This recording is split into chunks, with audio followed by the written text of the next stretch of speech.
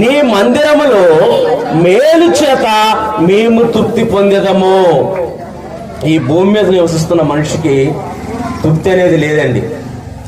అసలు తృప్తి అనేది భూమి మీద నివసిస్తున్న మనిషికి తృప్తి అనేది లేదు. నేత్రాశ, శరీరాశ, జీవపు డంబంతో బతుకుతున్నాడు. చూసిందల్లా కావాలనుకుంటాడు. కళ్ళు చూసిందల్లా కావాలనుకునిద్ది. కడుపు చూసిందల్లా తినాలనుకునిద్ది.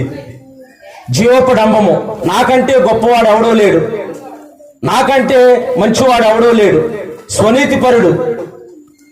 అలాగున్న మనిషిని దేవుడు ఏర్పరచుకొని, దేవుడు పిలుచుకొని, ఆ లోకపు ఆశ, లోకపు జీవపడంబము, నేత్రాశ, శరీరాశ నుంచి, శరీర సంబంధమైన కార్యాల నుంచి విడిపించి ఆయన పరిశుద్ధ ఆలయములో దాచబడి ఉన్న దీవెనల చేత, మేలుల చేత తృప్తి పొందిస్తున్నాడంట దేవుడు.